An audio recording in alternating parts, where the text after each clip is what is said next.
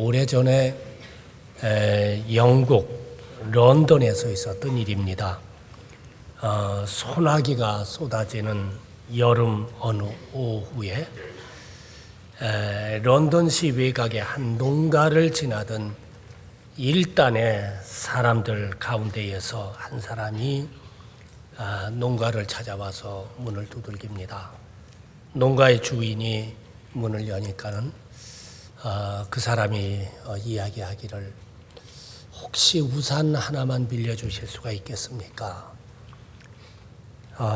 농가 주인은 별 생각 없이 자기가 가지고 있던 우산 가운데에서 제일 이렇게 헤어진 우산, 이제 쓸모가 거의 없는 우산 하나를 골라서 그 사람에게 내줬습니다. 우산을 빌린 사람들은 자기들의 주인인 듯한 한 여인에게 그 우산을 세워주면서 그곳을 떠났습니다. 그 이튿날 대문 두들기는 소리가 있어서, 그래서 농가 주인이 문을 열고 이렇게 나갔더니 한 사람이 찾아왔습니다. 그리고 아름답게 아주 포장된 편지와 더불어서 어저께 빌려간 우산을 이렇게 가지고 왔습니다. 그 편지 내용에는 우산을 빌려주셔서 참 감사합니다 하는 정중한 그러한 감사의 글이 쓰여져 있었고, 그 감사의 글 맨 끝에는 서명이 있었는데 영국 국왕 엘리자베스라고 서명이 되어 있었습니다. 농부는 편지를 받고 얼마나 후회를 하였는지 모릅니다. 그런 줄 알았다고 한다면 내가 정성을 다하여서 그분을 영접하였을 터인데, 내가 가진 가장 좋은 우산을 갖다가 그분에게 드렸을 터인데 하고 후회를 하였다라고 하는 글을 제가 읽은 적이 있었습니다.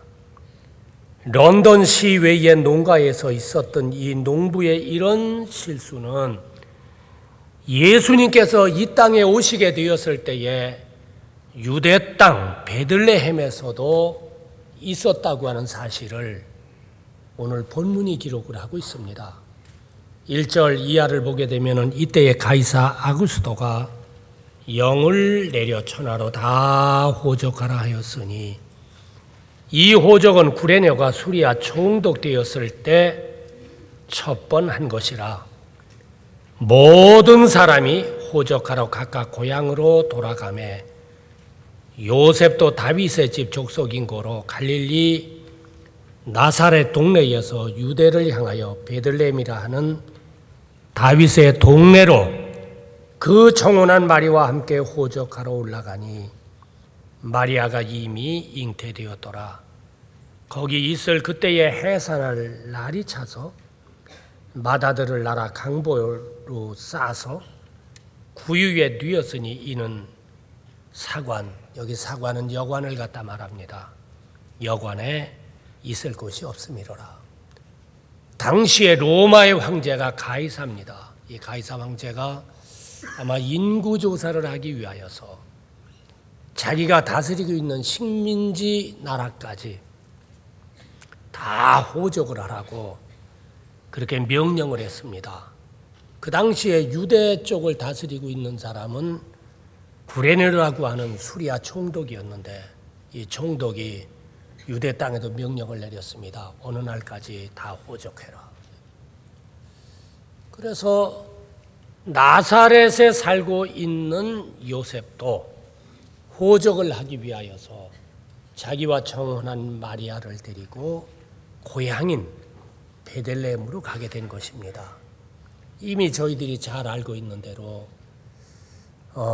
요셉과 청혼한 마리아는 하나님께서 저희들을 죄에서 구원하시기 위해서 하나님의 아들 예수님을 이 땅에 인간의 몸을 입고 이 땅에 태어나게 하기 위해서 그때가 성령으로 마리아가 잉태, 임신을 했을 때입니다. 아마 거의 막달이 되었던 것 같아요. 그러나 로마 황제가 명령을 했기 때문에 어쩔 수 없이 베들레헴에 가서 호적을 하게 된 것입니다. 근데 거기 도착하게 되었을 적에 산기가 있는 거예요.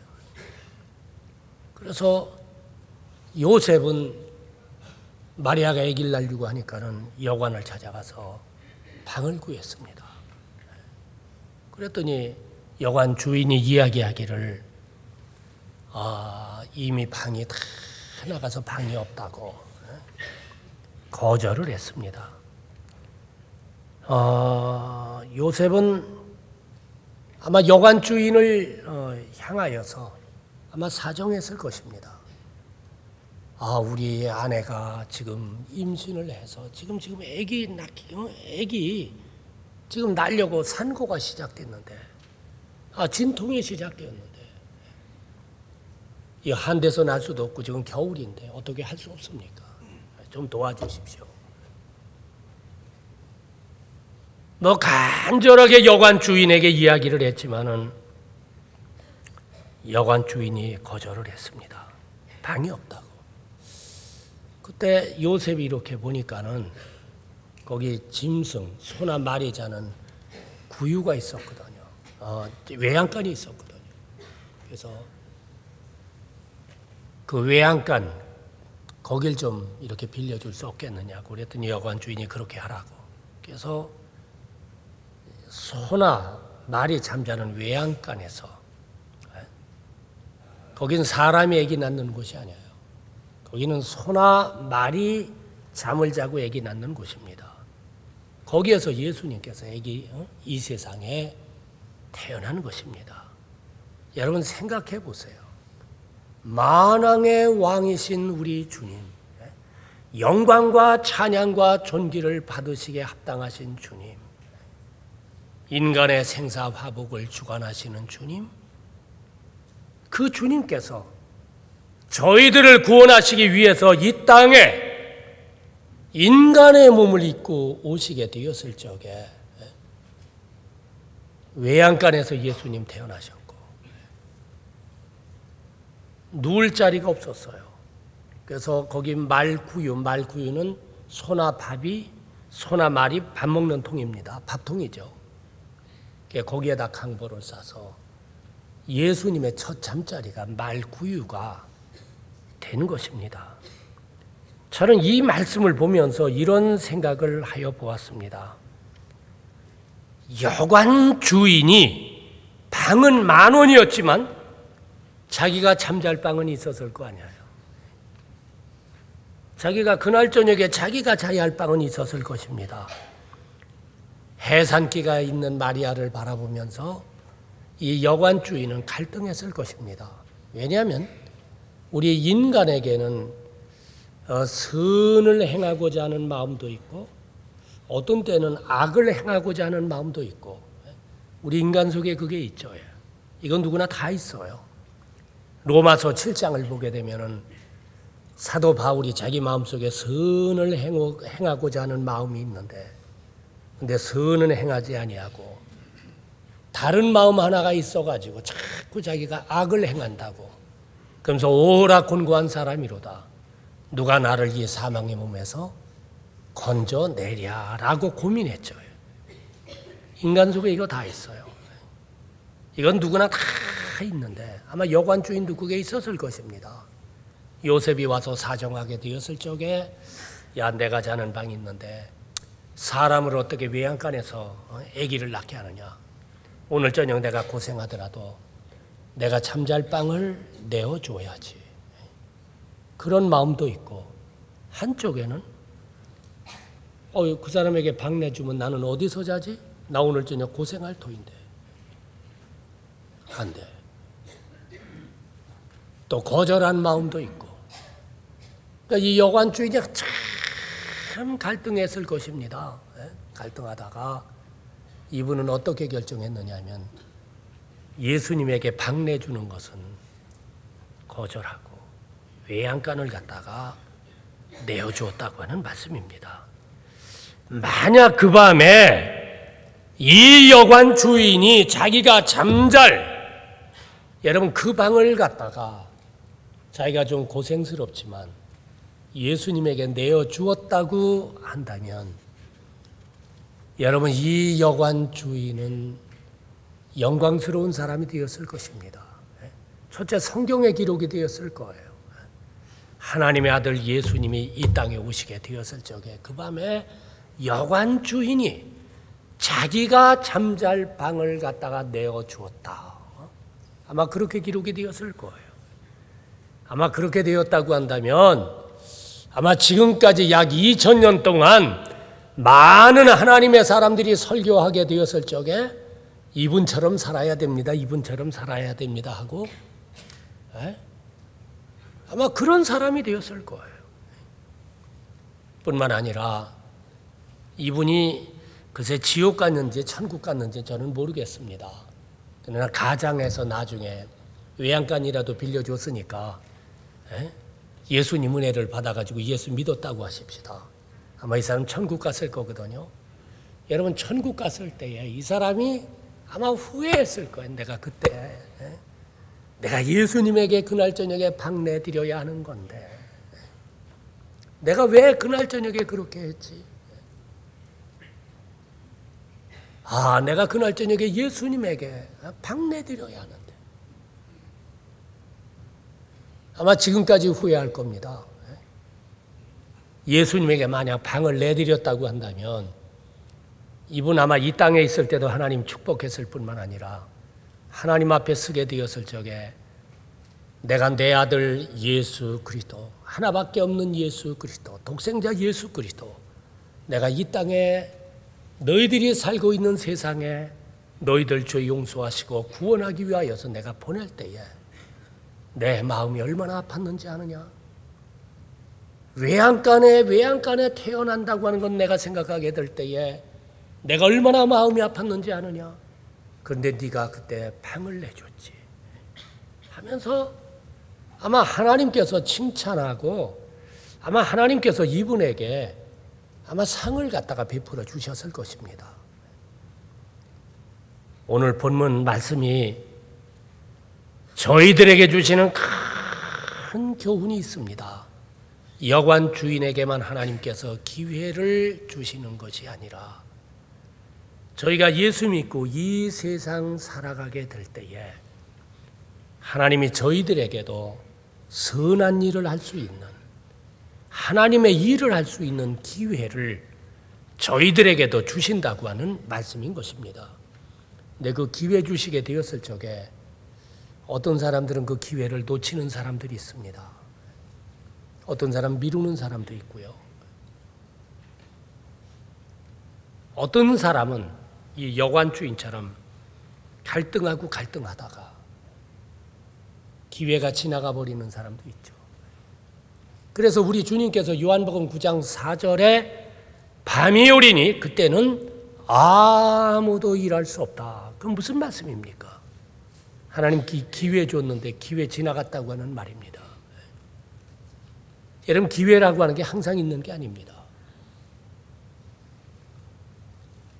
기회가 항상 있는 게 아니에요. 여러분 기회는 지나간다고 하는 사실입니다. 그래서 하나님께서 바울을 통하여서 갈라디아서 6장 10절에 이렇게 저희를 향해서 권면하셨습니다. 기회 있는 대로 모든 이에게 착한 일을 하되 더욱 믿음의 가정들에게 할지니라. 하나님 기회 주시게 되었을 적에 그 기회 놓치지 말라고 하는 말씀이죠. 하나님이 기회 주시게 되었을 적에 그 기회를 갖다가 감당하라고 하는 말씀입니다. 우리 잠언 한 곳 볼까요? 잠언 3장. 구약성경 잠언 3장 페이지 수로 912페이지 27절 말씀 28절 말씀 912페이지 잠언 3장 27절 28절. 우리 관현학교는 성경 안 갖고 와요? 우리 한 목소리로 오늘은 한번 봉독하겠습니다. 내 손이 선을 베풀 힘이 있거든 마땅히 받을 자에게 베풀기를 아끼지 말며 내게 있거든 이웃에게 이르기를 갔다가 다시 내일 주겠노라 하지 말며. 하나님이 우리에게 선을 베풀 힘이 있어서 기회 줬는데 그러거든 그 베풀기를 아끼지 말라고 말을 했습니다. 하나님 기회 주거든 하라고 하는 말이죠. 그러면서 그 다음에 보게 되면 내게 있거든 이웃에게 이르기를 갔다가 다시 오라 내일 주겠노라 하지 말며 그랬거든요. 미루지 말라고 하는 말입니다. 어떤 분들은 하나님께서 말씀을 하시고 하나님께서 눈으로 보게 하시고 하나님께서 마음속에 성령으로 감화 감동을 이렇게 하셔서 그건 네가 해야 돼.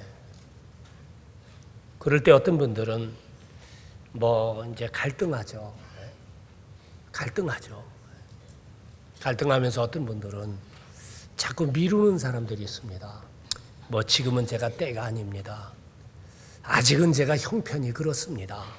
등등. 자꾸 미뤄요. 미루는 사람들은요, 기회를 다 놓칩니다. 우리가 하나님의 말씀인 성경을 보게 되면은 이 하나님이 축복한 사람들은 하나님의 일을 할 수 있는 선한 일을 할 수 있는 기회를 주시게 될 때에 아멘하고 그 일 감당했어요. 우리 열왕기상 17장에 보면은 여러분들 잘 아시는 내용이죠. 유대 땅에 3년 동안 가뭄이 들어가지고 흉년이 왔습니다. 먹을 것이 이제 다 없어지게 됐죠. 그때 사르밧에 혼자 사는 여인, 이 여인은 물독에 물 한 컵 있고 기름독에 기름 한 방울 있고 그리고 가루통에 가루 한 줌 있는데 생각하기를 이것으로 이제 마지막 빵을 만들어서 마지막 떡을 만들어서 먹고 그리고 그 다음에 하나님 부르면 이제는 하나님 나라로 가겠다. 마지막 양식을 만들기 위해서 나무를 주스러 밖으로 나갔습니다. 그때 엘리야가 거기 나타났죠. 엘리야가 이 혼자 사는 여인 보고 내가 목이 마르다. 물 좀 달라. 물 한 컵밖에 없어요, 물독에. 그거 줍니다. 마지막 물이죠. 이분이 그냥 가는 게 아니라 내가 지금 배가 고픈데 먹을 거 없느냐 그랬더니 이 사르밧 여인이 이야기를 합니다. 우리가 지금 마지막 양식을 가지고 마지막 떡을 만들고 있습니다. 이거 먹고 하나님 부르면 갈 겁니다. 저 같으면 그거 못 달라고 그러겠어요. 근데 엘리야가 그걸 다 달라고 그러는 거예요. 야, 그거 좀 나눠서 나도 좀 먹자. 논아주시겠어요? 안 논아주시겠어요? 송 집사님 논아주시겠어요? 안 논아주시겠어요?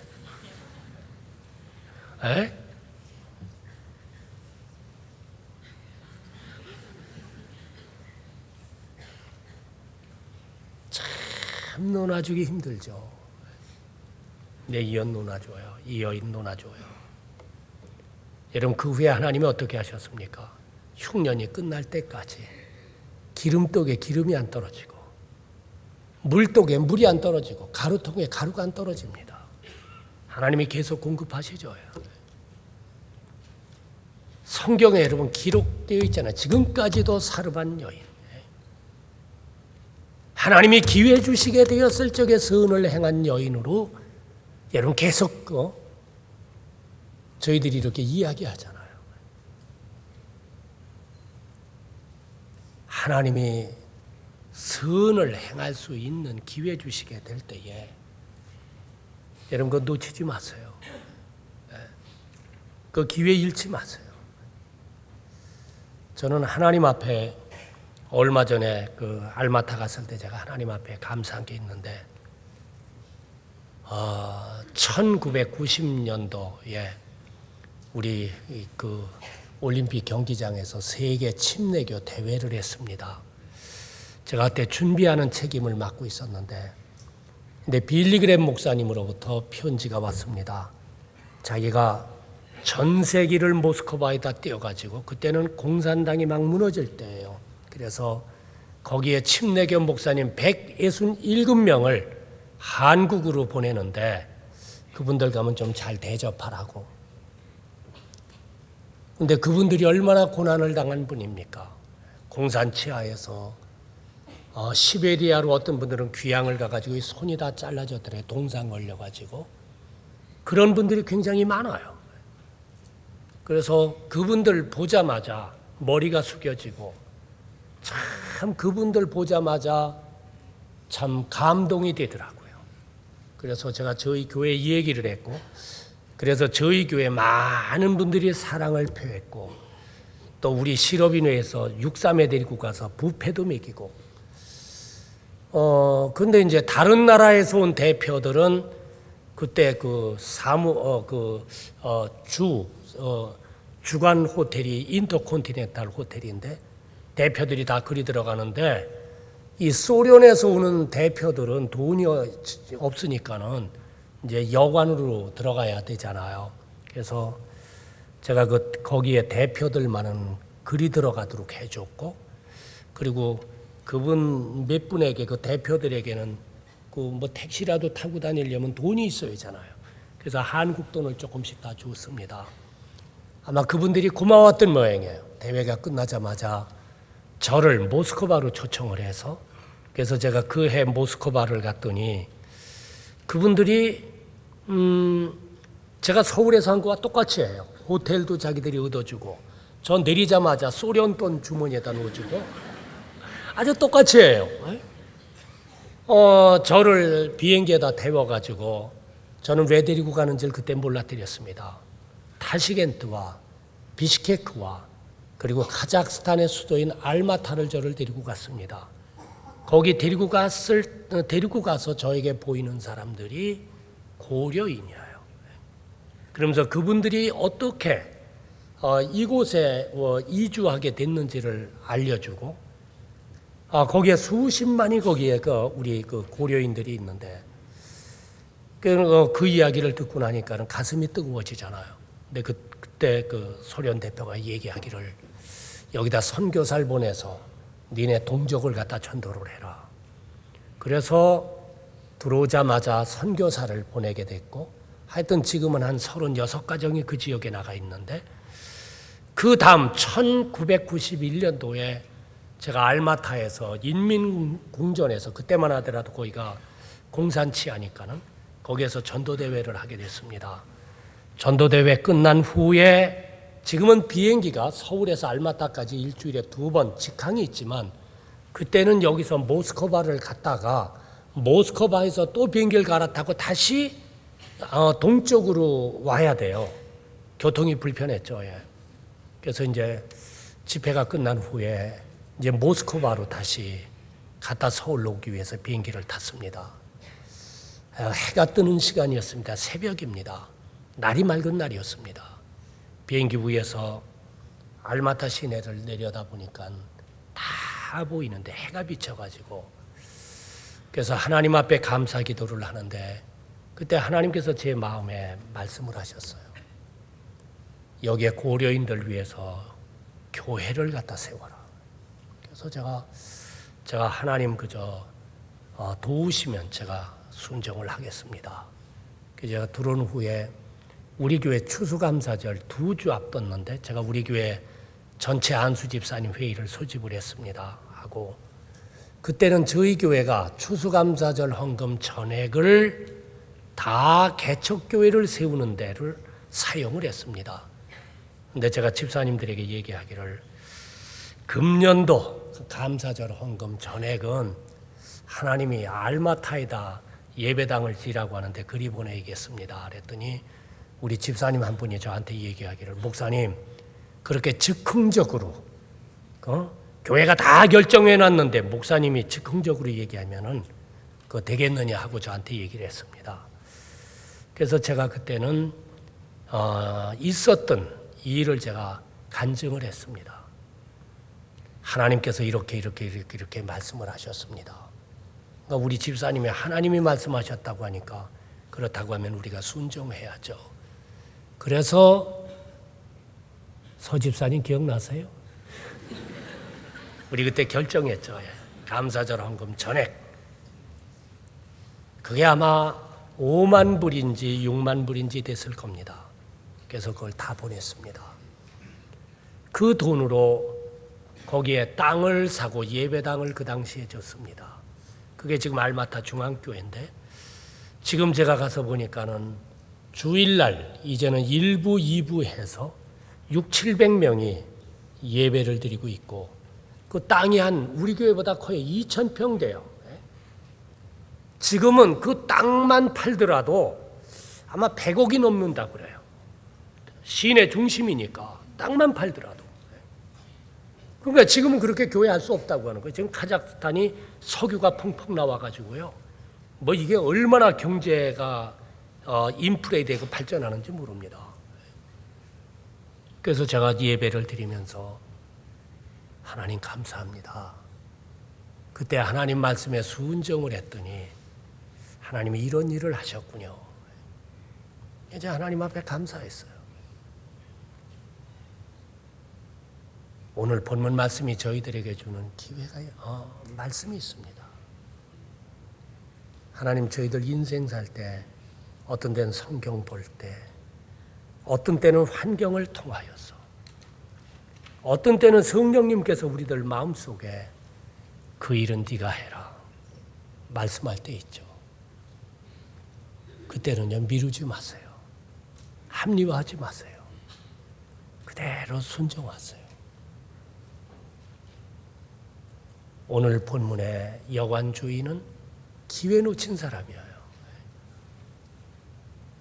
이런 기회가 아무에게나 옵니까? 축복의 기회 아닙니까? 영광 돌릴 수 있는 기회 아닙니까? 근데 이 사람 놓쳤어요. 그러니까 지금까지 후회하지. 저는 저희 교회 성도 한 분 한 분이 하나님이 저희들에게 선을 행할 수 있는 기회를 주시게 되었을 때는 놓치지 아니해서 후회 없는 인생, 하나님 앞에 영광 돌리는 인생이 되시기를 주님의 이름으로 축원합니다. 기도하겠습니다. 하나님 감사합니다. 오늘 저희들에게 거룩한 성의를 주시고 아버지의 말씀을 주셔서 감사합니다.